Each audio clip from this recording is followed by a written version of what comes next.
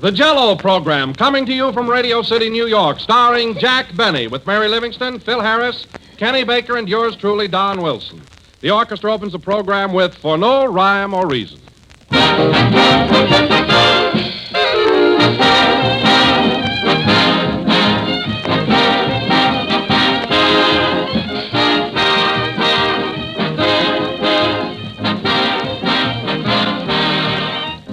From California to New York, from Maine to Texas, every home has one common problem, and that's meal planning. You want to keep the family happy. You want to keep their appetites interested. Well, there's where Jello is a great big help. Jello is one dessert the family always likes because, first of all, there are so many different ways to serve it. With fruits or nuts or whipped cream, molded in shimmering layers of 2 and 3 lovely colors, or just served perfectly plain. A grand dessert anytime. And second, and most important, Jello tastes so delicious. It's a new treat every time, for Jello brings you that extra rich fruit flavor, a wonderful real fruit goodness that makes every Jello dish a triumph. Just be sure to get genuine Jello when you buy if you want to enjoy Jello's delicious extra rich fruit flavor. Look for the big red letters on the box. They spell Jello.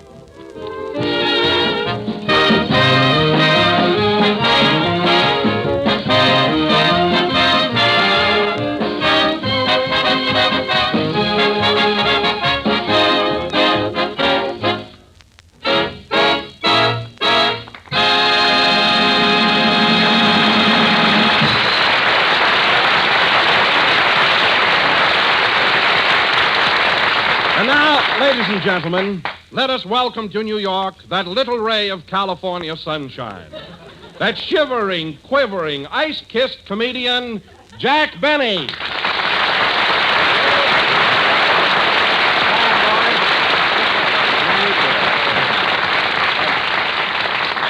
Thank you. Hello again. This is Jack Benny coming to you through a suit of long underwear. And, Don, it's sure great to be back in New York again, but, boy, this cold weather is really too much for me. Oh, Jack, I'll admit it has been pretty cold, but it's certainly much warmer today. I know that, Don, but I defrost very slowly.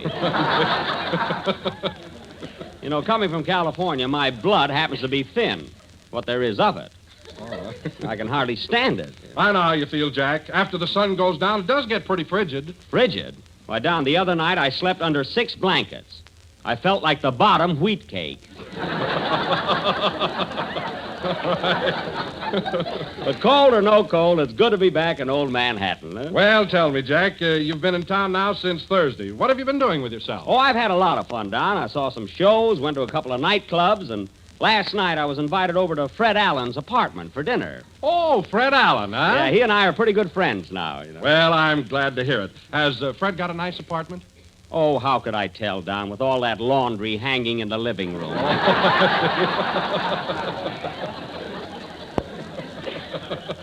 But, Don, you should have seen the meal he put on. Now, you know me, Don. I mean, you know, now I don't want to sound catty.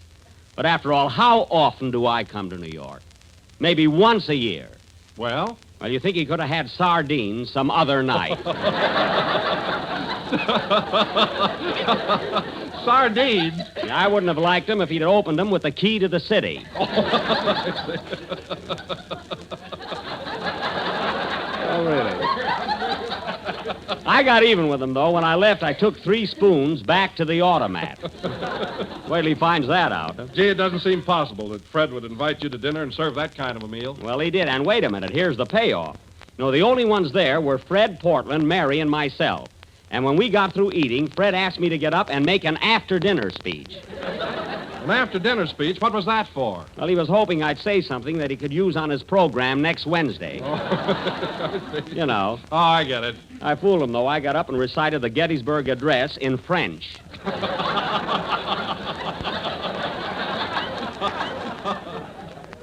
Let him use that. Anyway, Fred and I are friends now. I'm not going to start running him down. Running him down? What have you been doing up till now? Well, oh, it's you, Phil. Well, welcome to New York. Eh? That's it. Keep bowing. Flash those pearly teeth. Yes, sir. You know, Phil, I was wondering if you'd show up tonight. I haven't seen you since we got in town Thursday. Where are you living? At the Astor Bar. The Astor Bar. Well, for goodness sake, why didn't you take a room in the hotel upstairs? Funny, the bartender asked me that when I was shaving this morning. Well, I can imagine the kind of time you've been having. Say, Phil, I was just looking over the boys in the orchestra. This isn't your regular band, is it? No, Jack, these are local boys. What do you think of them? They're a fine bunch. They look like you picked them up at a rummage sale. What if I did? Their instruments are new. Oh, yeah. Well, that's something, yes. But I can't understand why you didn't bring your regular band along. I offered to pay their expenses. Their expenses? That's rich. Well, I did. Sure you did. I got 14 musicians, and you wanted to put them in 7 upper berths. Well, the berths were opposite each other. They could have slept crossways. You know, the train was crowded. Crowded? Yeah, I had to share my berth with an Indian that got on at Albuquerque. Kept me up all night trying to sell me a blanket. Happened to snore once or twice. He tried to scalp me. I never thought of it. What a trip, huh? Hello, Jack. Here's your little glamour girl. Oh, hello, Mary. How are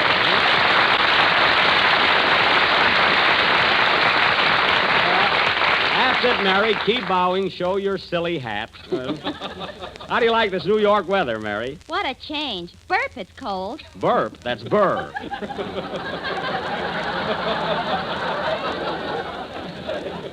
Burp.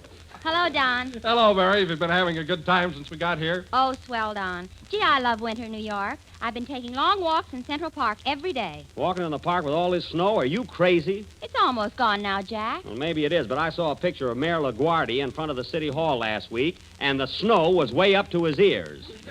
Oh, how high is that? Plenty high. He was standing on Grover Whalen.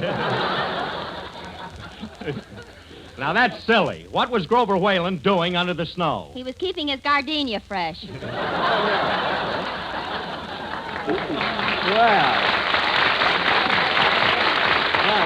thanks, Mary. I'd have never thought of that. Well, anyway, you can all have this winter weather. Every time I go out of the hotel, I just about freeze. Well, no wonder you came from California without an overcoat. Why don't you buy one? Oh, we're only going to be here a couple of weeks, say. Well, I spend $50 or $60, you know. That's right. You can get a can of Sterno for a dime. Yeah. Now, Mary, if you don't stop ribbing me, I'll tear into that hat you're wearing tonight. You ought to see this one, folks. I think it's cute. Yeah, it sure is. Looks like something a bride would bake.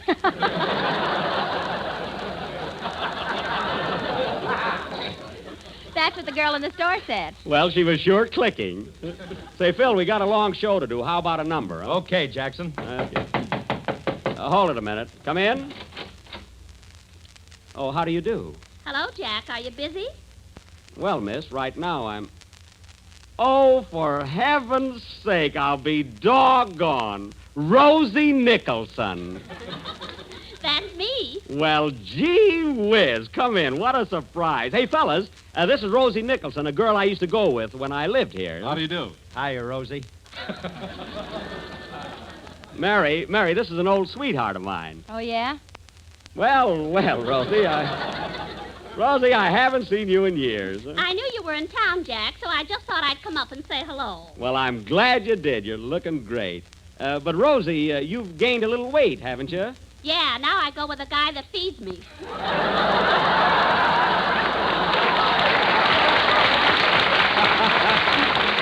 Oh, boy, so same sense of humor, but you haven't changed, though, Rosie, really. You're a blonde now, and you were a blonde when I met you. That's right. Yeah. A lot of peroxide has gone over the dam since then. Miss Livingstone, please. Ha, ha, ha. Gosh, after all these years. It's sure good to see you again. Say, Rosie, are you married yet? No, but I'm still in there punching. That's the spirit, gal. Don't give up. Say, will you ever forget the fun we used to have, and how crazy I used to be about you? Yeah. Remember the time you gave me a lock of your hair? I'll say. Don't you wish you had it now? Keep still, Mary. We're reminiscing. Say, Rosie, let's sit down and talk over old times, huh? All right, Jack. Play, Phil. Hey, Rosie, will you ever forget the time you got fired from the delicatessen for giving me extra pickles?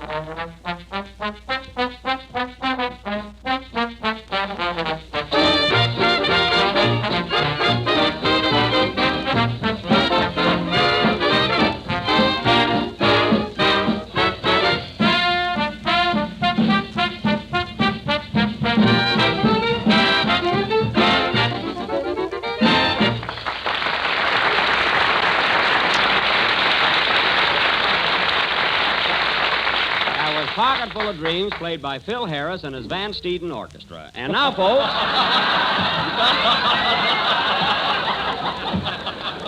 and now... and now, folks, Don Wilson. Don Wilson has an announcement of great importance to make. Take it, Don. Ladies and gentlemen, the scene is the residence of Mr. and Mrs. Homer T. Griddle in the thriving little town of East Orange, New Jersey. They've just finished their roast beef and are now enjoying their dessert. Let us tune in and hear what they have to say about our product.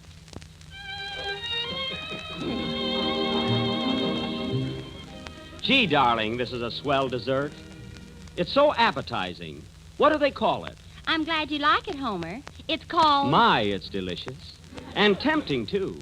Tell me, dear, is this the only flavor it comes in? Lordy, no, honey. This economical dessert comes in... Well, it's simply wonderful. I hope you serve it often.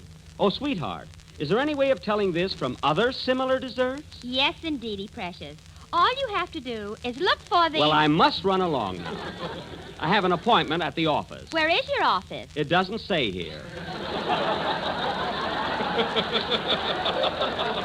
Goodbye, dear. Goodbye.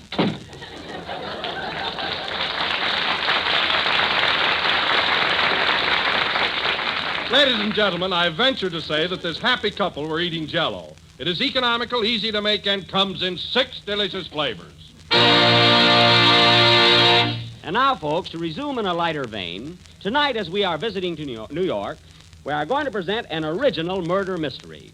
A play that we feel Hiya, will... Jack. Am I late? Oh, a little bit, Kenny, but it's all right. It's all right.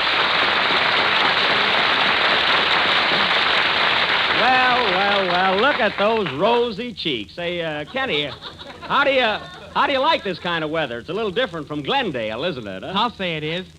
And you know, Jack, this is the first time I've ever seen snow. Well, it looks beautiful, doesn't it? It tastes good, too.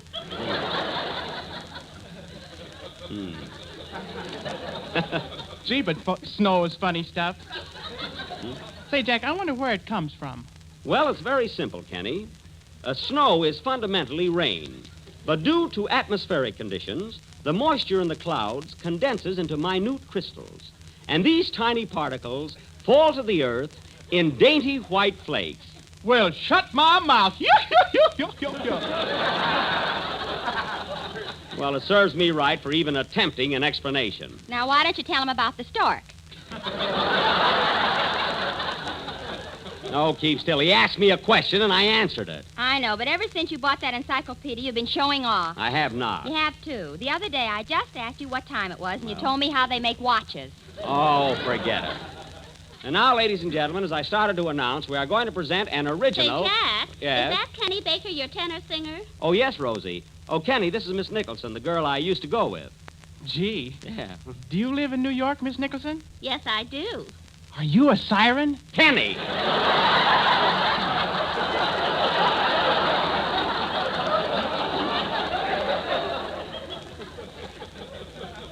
You'll have to excuse him, Rosie. He's been reading the wrong kind of magazines.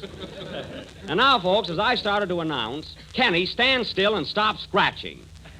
Tonight, we are going to present an original detective thriller entitled Murder in the Movies. Now, in this gripping drama, Phil Harris will be sergeant of police. Don Wilson will be lieutenant, and I will be the captain. We knew that. Phil, if you're not happy here, I can arrange a taffy pull with your contract.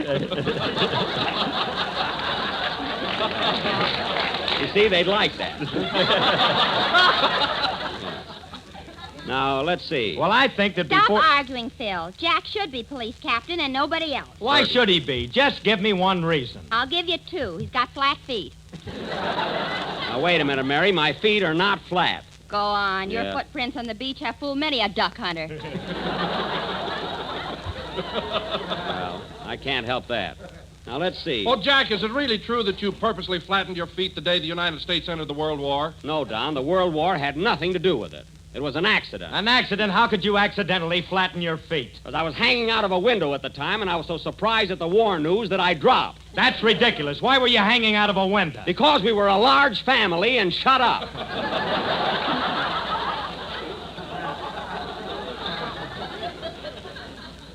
Let me ask you something, Phil. Where were you during the World War? I was in kindergarten.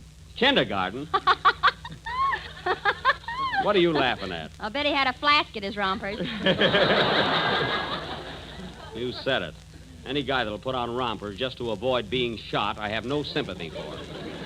Now, getting back to our play, I will be the captain, and Kenny, you work in a moving picture theater, so you're a ticket taker. Okay. Can I wear my new galoshes? No, Kenny, and incidentally, you're not supposed to wear galoshes indoors, so take them right off. What, and go barefooted?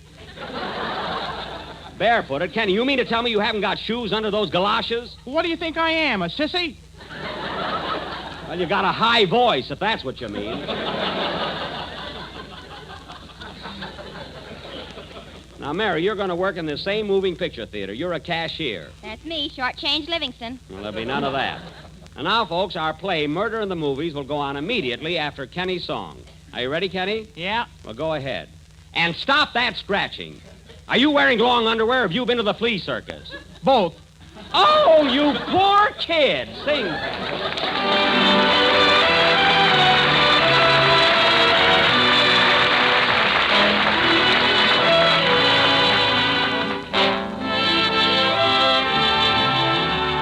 Let me hear you say it with a kiss. If you mean that look I've seen, say it with a kiss.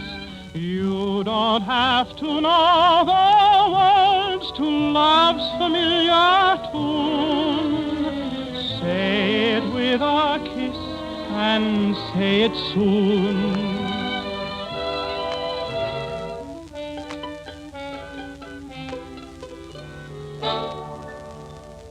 My eyes have looked at you and found you fair. My heart's been asking me if you could care. And now my heart and I are standing by. We await your reply. Let me hear you say it with a kiss. If you mean that look I've seen, say it with a kiss.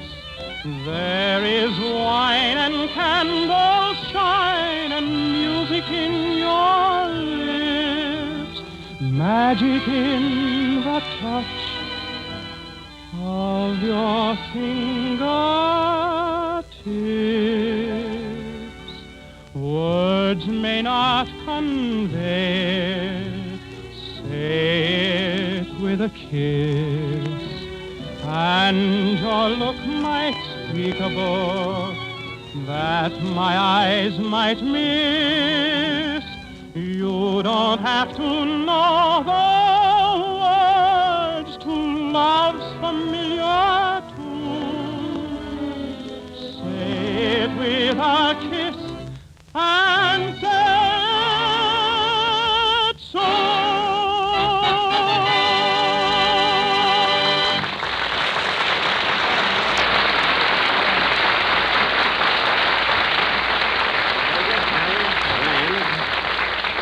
That was Say It With a Kiss, sung by Kenny Baker. And Kenny, that was simply marvelous. Thanks, Jack. Your kindness is exceeded only by your good looks. Well. Hey, where did that come from? And now, folks, before somebody says something,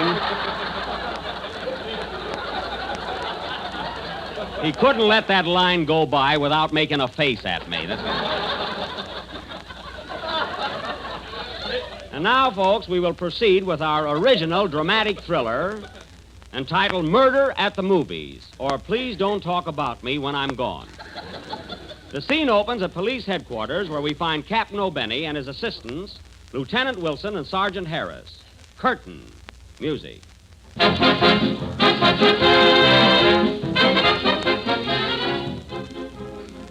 Now listen, men. Things are going from bad to worse. The chief just called me up and said we better clean up the crooks in this district or else. Oh, we're doing all right. Doing all right. Now listen, Harris. You were on duty in Central Park last night when two men stole an elephant from the zoo. And you let them get away with it. Well, they told me they were Barnum and Bailey. I wouldn't care if they were Damon and Pythias. Which they probably were. Well, I'm sorry, Chief. Sorry. And you, Wilson, you're a fine-looking policeman. Why are you wearing your badge on the seat of your pants? The patch fell off. Oh. Well, listen, fellas, I want action around here. Action. I'll fill this jail if I have to serve $1 dinner.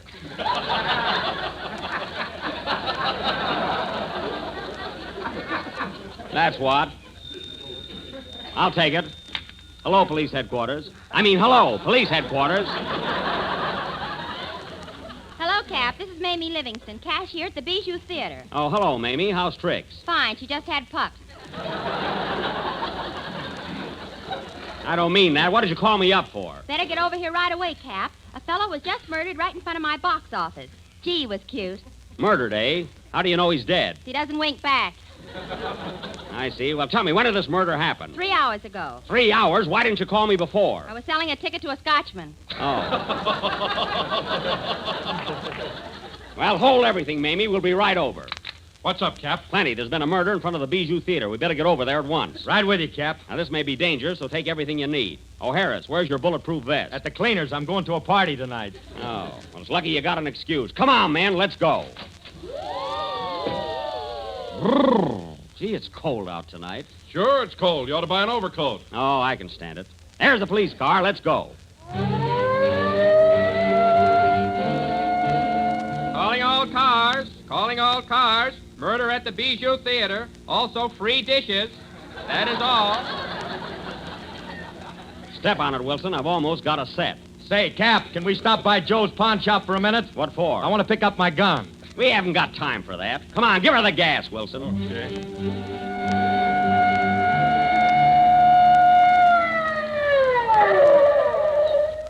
Here's the place, fellas. All right, break it up, men. Now stand back, everybody. There's the body, Cap. Yeah. Help me lift him up, fellas. I'll take his overcoat for evidence.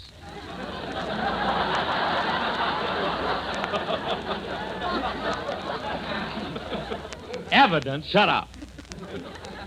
Now, let's see. Well, he was shot right through the little finger. Little finger? How could that kill him? He was scratching his head at the time. There's Mamie in the box office. I'll get the lowdown from her. Hello, Mamie. Hello, Cap. I'm glad you got here. Now, listen, Mamie. Now, tell me all you know about this murder. Well, Cap, I was sitting here selling tickets when all of a sudden... How many, please? 2 on the balcony. Thank you. All right, Mamie, all right. What happened? Well, anyway, I heard a shot, and all of a sudden... How many, please? 6. I want to lie down.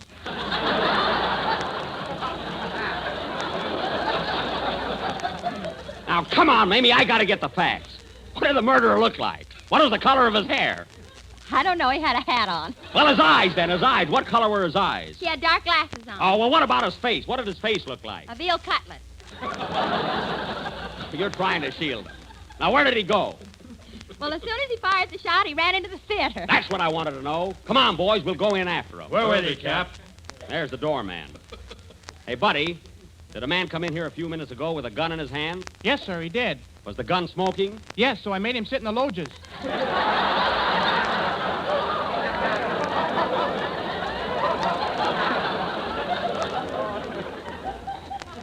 You hear that? Now, let's go in, men. This is a cinch. Oh, I'm sorry, mister, but you fellows will have to have tickets. Tickets? We're the police, and we're after a criminal. Here, look at our badges. They're very pretty, but you gotta have tickets. Oh, all right. Hey, Wilson, buy 3 tickets. Okay. Now, see here, buddy. Did you get a good look at the murderer? Yes, he had purple hair, yellow eyes, and light green complexion. Now, that's ridiculous. How could he look like that? It could have been something I ate, you know. Oh, you're no help. Here are the tickets, Cap. Here you are, buddy. Hold your stops, please. Now, come on, men. The kid told us he went upstairs. Follow me.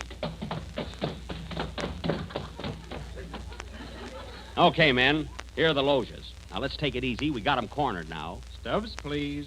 Oh, here you are. I'm sorry, sir, but these tickets are for the main floor. Now, look here, buddy. We're the law. We're after a desperate criminal. He's sitting in the loges. Well, if he can afford it, can't you? Oh, all right. What do we owe you? 45 cents extra for 3 tickets. Here you are. Make a note of that, Harris. 65 cents for expenses. Now, let's see. Here are the loges. Hey, fellas, I bet that's him there on that end seat. He looks like a killer. Yeah. Quiet, men. Let's sneak up on him.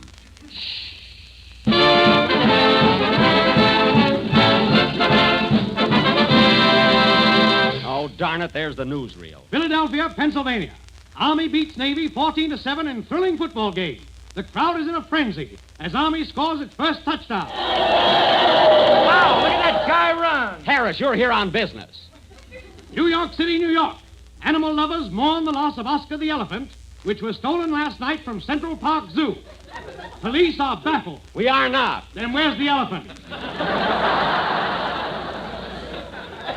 Never mind, we'll find him. Hollywood, California. Bevy of beautiful girls arrive in Hollywood to take part in beauty contest. Look at those gorgeous creatures as they step off the plane.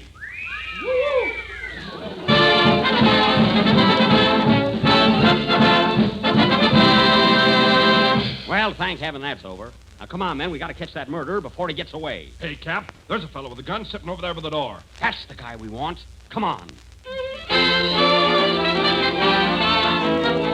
Oh, now what's that? It's the feature picture. Look! Yeah, there's the title. Jack Benny and Artists and Models. Why, that's my old picture. We can't nab that guy now. We'll have to wait until it's over. Oh, no, you don't. I'm not going to sit through this. Take it away. I give up. I surrender. What? I confess. I killed him. I'm the murderer. But I'm not going to sit through this picture. I'd rather hang, you hear me? Hang! Hang! Blast the bracelets on the men and take them away. I'm staying for the picture. Play, Phil. People say there are tricks to all trades. Well, here's a trick every housewife ought to know about. It's a quick and easy way to add new excitement to your dinner table tomorrow night. Serve the new Jello vanilla pudding with crisp toasted nut meats folded right into it. It's inviting, it's new, it's delicious. For Jello vanilla pudding has a marvelous flavor, creamy, delicate, and smooth as satin. It's made with real vanilla. That's why it's so tempting and good. Then try the new Jello butterscotch pudding. It's just as delicious as the vanilla, for it's rich with old-fashioned butterscotch flavor, a flavor your whole family will love. And it has a golden taffy color that makes you hungry just to look at it. And then try Jello chocolate pudding. Every bit as tempting as the kind that Mother used to make, but far quicker and easier. For all 3 new Jello puddings can be prepared in next to no time with just a few minutes cooking. Simple directions are in every package. So ask your grocer tomorrow for all 3 Jello puddings. Vanilla, butterscotch, and chocolate. We're a little late, so good night, folks. The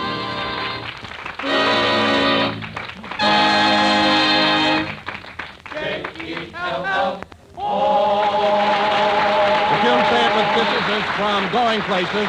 Kenny Baker appears on the Jello program for courtesy of Marvin LeRoy Productions. This is the National Broadcasting Company.